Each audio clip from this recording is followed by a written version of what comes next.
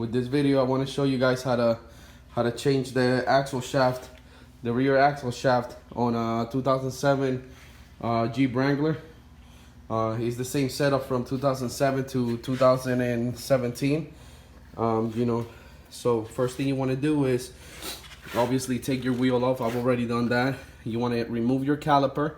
What you will need to do is, in order to remove the caliper is, there's two bolts. This is one right here. There's another one on the bottom. It uses an 18. You can use an 18 wrench. Remove the caliper. After you remove the caliper, be careful with the brake line. Set it aside, or you can zip tie it. You can zip tie it to this bar, whatever you want to do. Just be careful not to put too much pressure on your brake line because you could snap it off. Once you remove the caliper, you want to remove your ABS sensor. You want to do that carefully so you don't damage it. You need an 8mm wrench to do that. Once you remove that, then you want to remove, there's 4 bolts. You can see one here, the other one is right here, and then there's 2 more on the bottom. You remove those, and hopefully this whole piece should be able to slide out. Before that happens though, you want to remove your disc, which you'll be able to do it once you remove your caliper. Just make sure that your emergency brakes are not on, because if they are, they're gonna lock the disc, the hub in there. So you want to make sure the emergency brakes are off so that this is not locked in there. And let's do that. All right, we already got all those bolts removed, the caliper removed, the 4 bolts in the back, the sensor. The sensor, you just, in order to remove it, you just gotta twist it a little bit, kind of break the seal and pull it out carefully so you don't damage it. One thing I forgot to mention was that you have to remove the emergency brake. This thing right here, you just gotta tuck on it really hard and try to twist it like this in order for it to come out. Once all this is removed, you're ready to get your axle shaft out. It should be loose enough that you can pull it. If not, you might need to pry it. I've already pulled mine out a little bit, but if you can pry it from here, stick sign in here and pry it. But that's it. That's all you got to do. So right now we're gonna pull it. Everything comes out along with your axle shaft. So right now I got my e-brake loose. The shaft doesn't seem to be wanting to come out that easy, so we might have to pry on it just to help it come. Oh, there you go. Actually came out, no problem. So there you go. This is the shaft. You might want to get a rag or something, because the oil might start coming out of here, so you might want to put a rag in here, because this is where the oil from your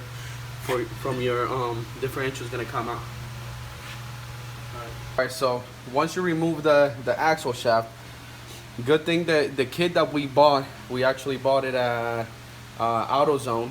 It was $250, I think it is what we spent on. The good thing about this kit is that it brings everything. It brings the lug, it brings all the bearings you need, everything you need, it brings it. So you don't have to save anything from the old axle, which is, by what I just experienced, is probably nearly impossible to save anything, because everything's stuck on there. You gotta hammer it out. I mean, I even had to cut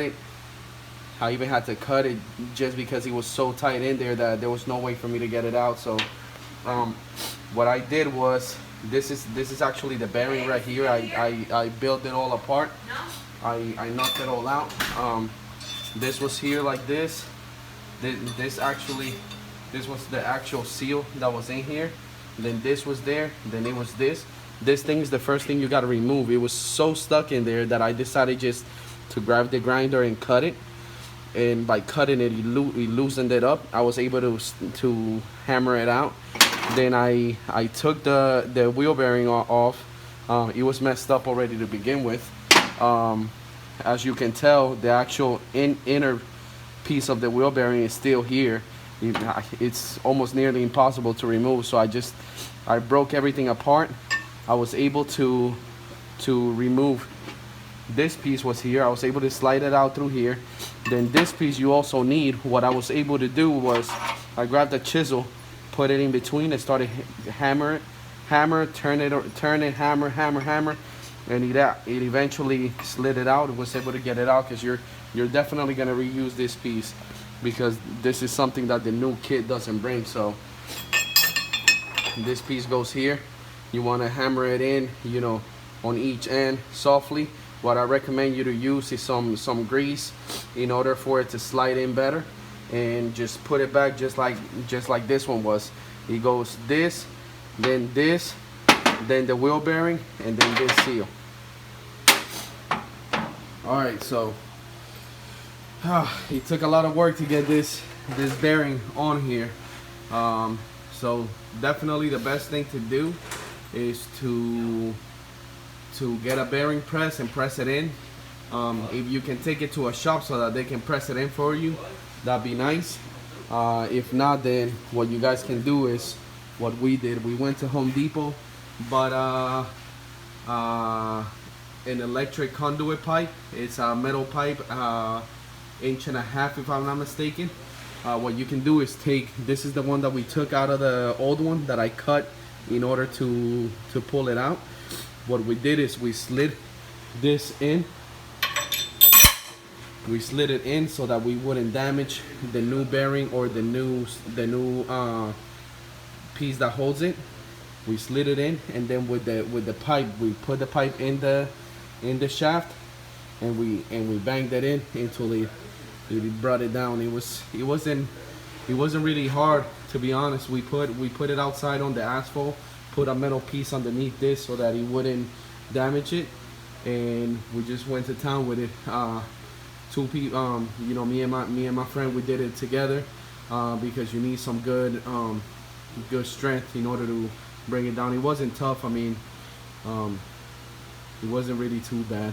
And then this is gonna be stuck, but since I cut it, it has that gap. All you gotta do is take a flathead in there, twist it, and it'll pull right out.